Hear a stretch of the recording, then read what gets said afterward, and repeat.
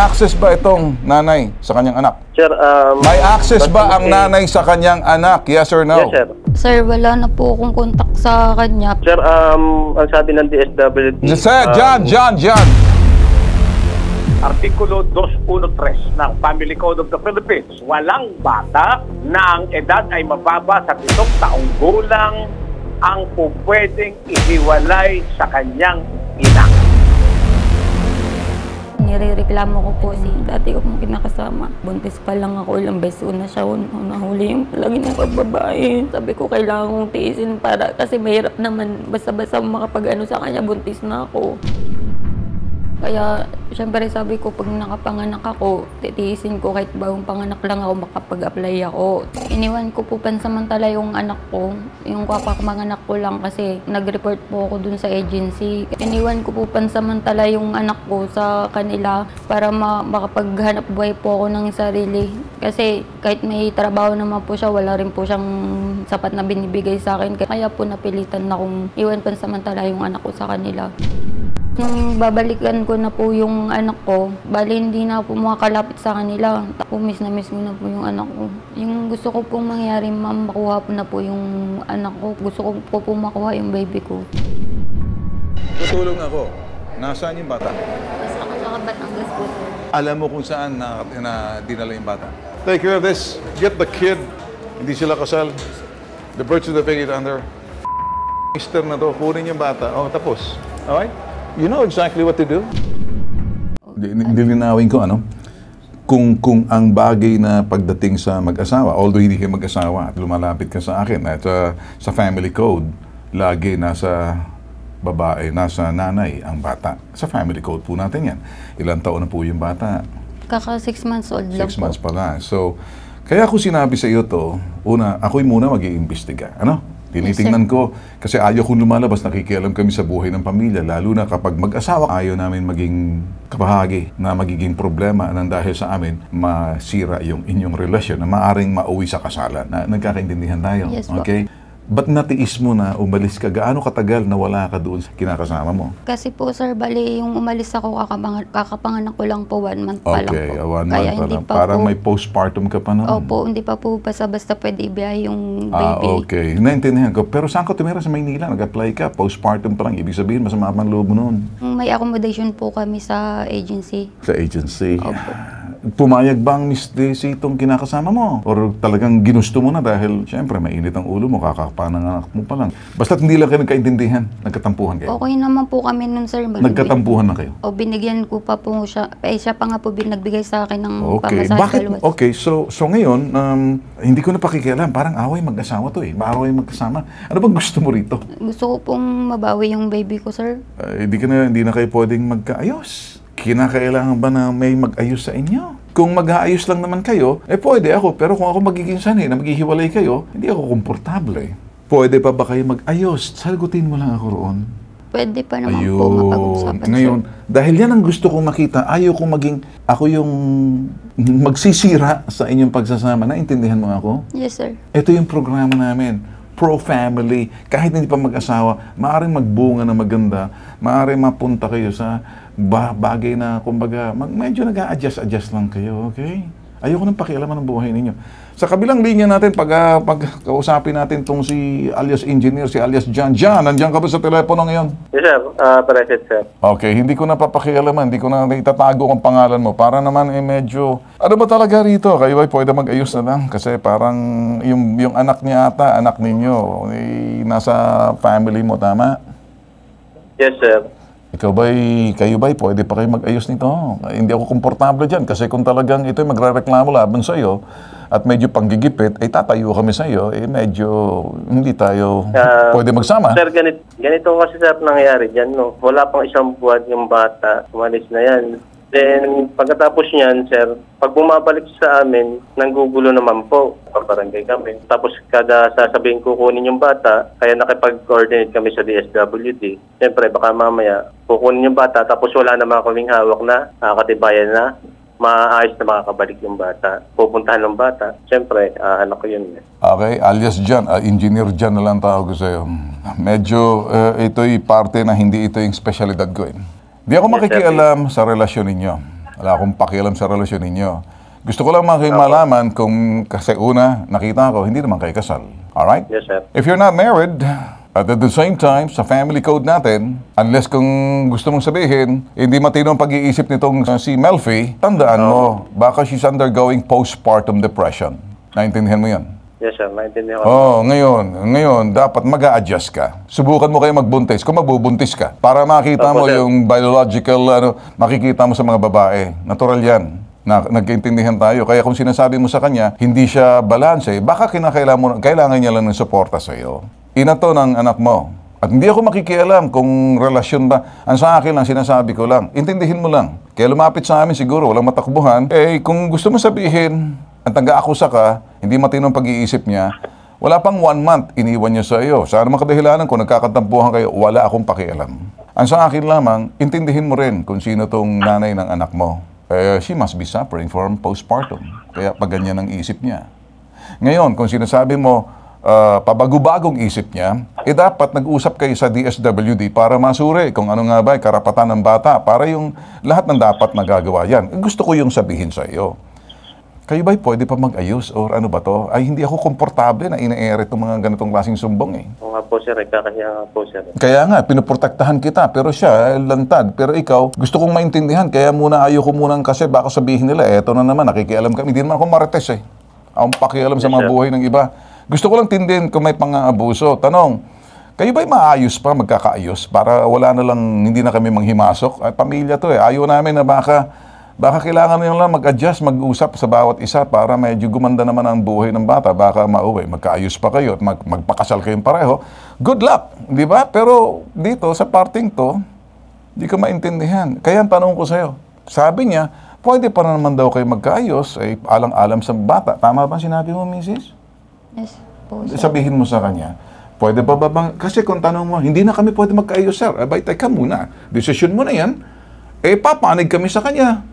Diyan, ikaw tanong ko. Sabi niya po pwede. Ikaw, sa palagay, pwede ba kayo mag-ayos? Sir, ganito kasi yan, sir. Hindi, tagutin mo ako. Ayaw ko ng ganito, ganyan, doon. Pwede pa ba kayo mag-ayos? Yes or no? You're not sure, tama? Yes, sir. Okay. So, naintindihan ko na. Hindi naman kita pipilitin eh. Ang sa akin, kung repairable pa ba. Sa palagay mo kaya, wala nang magawa rito kasi manghihimasok na ako. Una, itong sasabihin ko sa iyo, di kayo kasal. Ama ka ng bata na yan. Pero sa family code, ang nanay, 7 years old down, ang may karapatan kaysa sa iyo.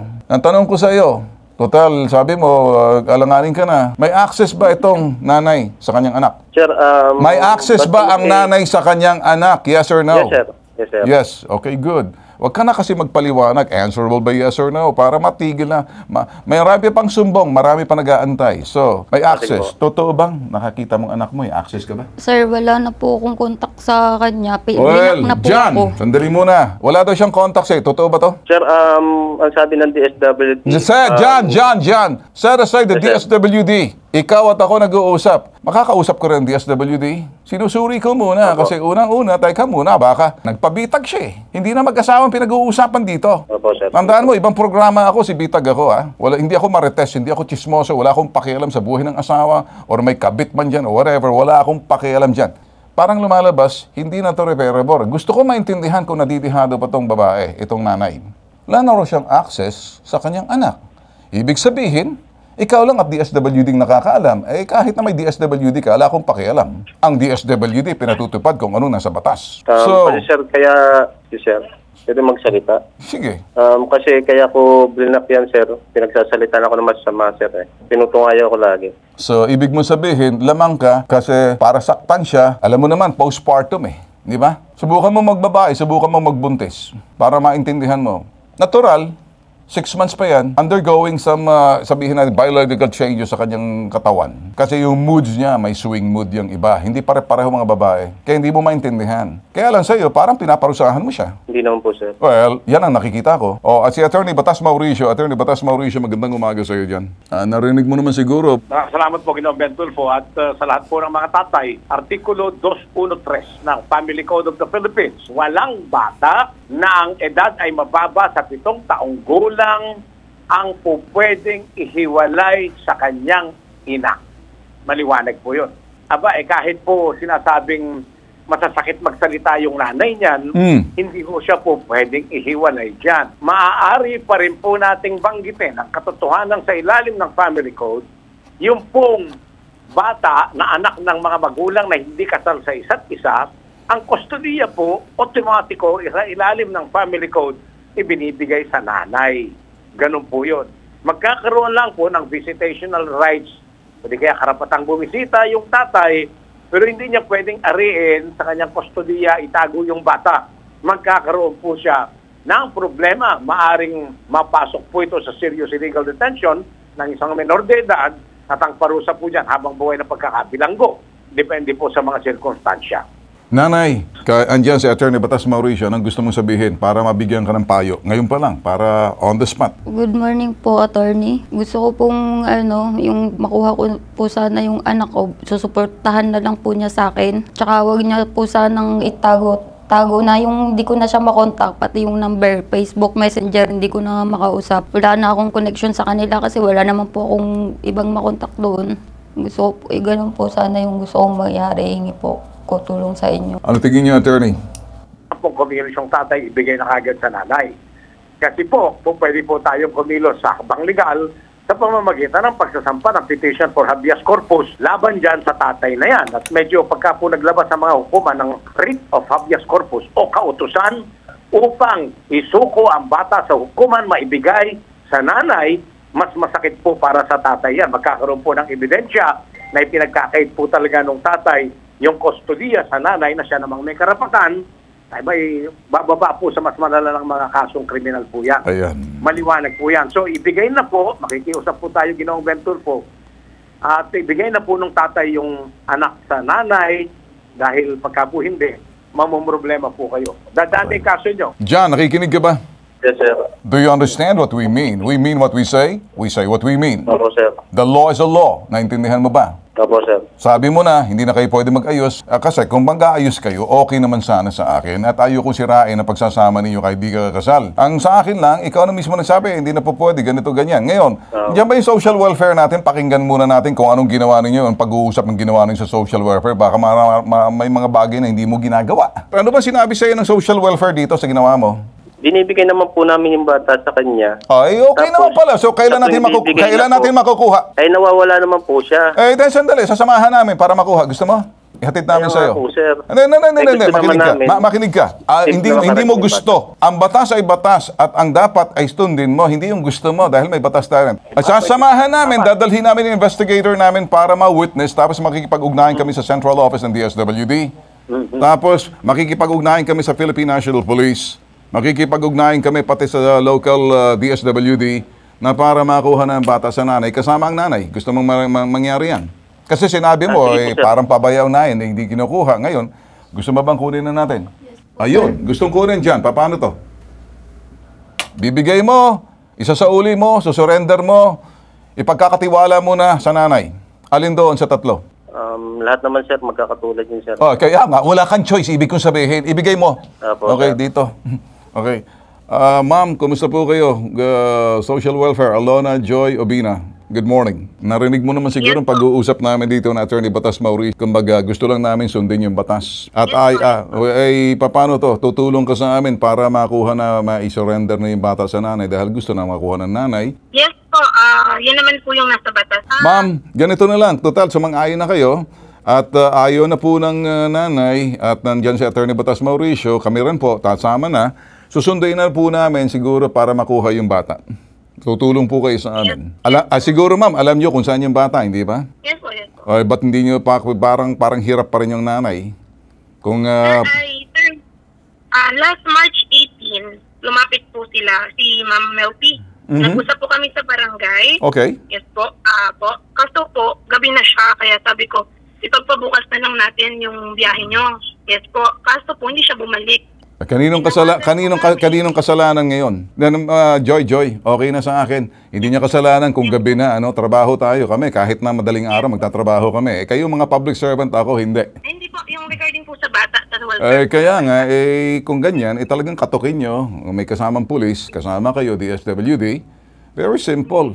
Kumbaga, ayaw ng mister at ang mister, tinatago yung bata, may pananagutan siya sa batas. Hindi naman po. Ang willing naman naman po si tatay. Okay.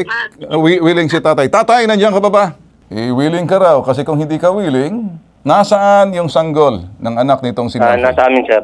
Saan yung nasa sa amin, inyo? Saan? Sa barangay namin, sir. Sa barangay ninyo. Sa Kalaka. Ituturo ka kung saan, humanda ka at makikipagkita ka. Sa uli mo yung bata, ganun lang ako kasimple. Wala na maraming usapan. Maraming salamat dyan at nakipagtulungan ka. Ito'y kausap ko si Alona Joy Obina at si Attorney Batas Mauricio. Ipapatupad namin kung anong naaayon sa batas. Maraming salamat po, Ginoong Bentol po. Baka pwedeng sumama. Okay. Attorney Batas Mauricio, maraming salamat. Alias Joy Obina, Social Welfare, maraming salamat. Hindi namin iiwan, makukuha kung anong naaayon sa batas. Yan lang ang namin gustong gawin. Alias Jan, yan ka ba? Yes, sir. Maraming salamat. Okay na sa'yo. Tapos, may sasabihin ka pa. Maraming salamat po. Huwag mo na magpasalamat. Magpasalamat ka pag nakuha mo ng sanggol, dala-dala, karga-karga mo na. Opo, sir. Thank Okay. you sobra, sir. Nag-iisang pambansang sumbungan, hindi po kami nagbibiro. Kung minsan suplado ako, kapag medyo nagpipigil po ako, ayoko kasi ng katigasan ng ulo na hindi naman pwedeng pag-ayusin. Hindi rin man kami parang marriage counselor para mag-ayos. Ang sa amin lang, kapag nagpabitag, ganito kami, ilalaban namin, ilalaban ka, di ka iiwan. Nag-iisang pambansang sumbungan, tulong at serbisyo may tatak. Ako po si Ben. Si Ben po si Bitag, yung nakasalamin kahit sa gabi. Si Ben Bitag. Ito po yung hashtag, ipabitag mo.